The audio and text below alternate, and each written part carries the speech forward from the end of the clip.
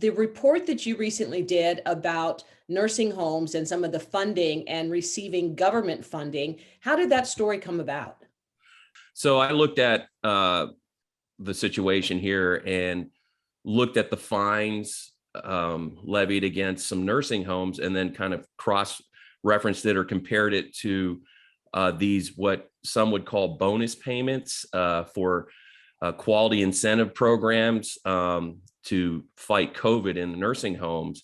And a lot of these nursing homes were failing so badly, but then the rewards that they were getting, so-called rewards, were higher, equal to or higher than the actual fines they were facing. So the question is where's the accountability? If you're failing on one end and then you're getting a bunch of money on another, is there really a punishment? I think that really, stuck with viewers about, especially with people with family members, loved ones in nursing homes, is Right. like they have their own complaints, and then they see this and they're like, what's going on?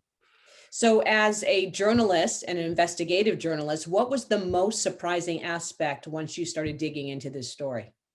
The most surprising one was one of the higher nursing homes, one of the nursing homes in our area, in the Louisville area, that got fined the most, not the most, but one of the highest fined nursing homes, also got the most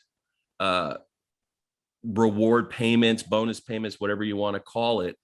And then after we started looking into this, a few weeks later, it shut down because Medicare, Medicaid got cut off and they couldn't do business anymore at that facility. So here's So what one that's happened to been, all of that money? Do we have any idea?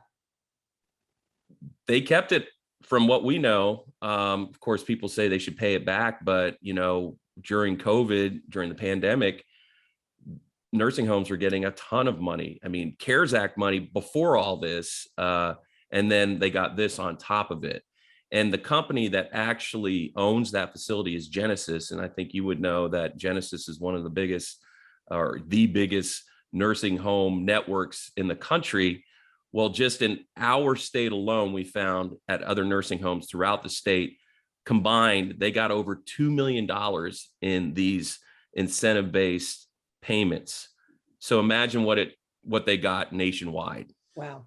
And so you talked with family members in the Louisville area. What would you say to family members all over the country who maybe have loved ones in a nursing home?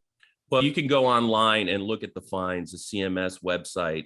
You can search, nursing homes anywhere in the country. Search. It's a little tricky to navigate it, but once you get on there, you can figure out. But you can search your specific area, look at the list of nursing homes in the state, and kind of cross-reference it with the ones in your area, and you can see the fines. So you can see that for yourself and maybe ask questions from that. What are these fines all about? Some great work to bring more information to people who are relying on the system. So John Charlton, investigative reporter with WHAS in Louisville, Kentucky. Thank you so much. Thanks, Julia.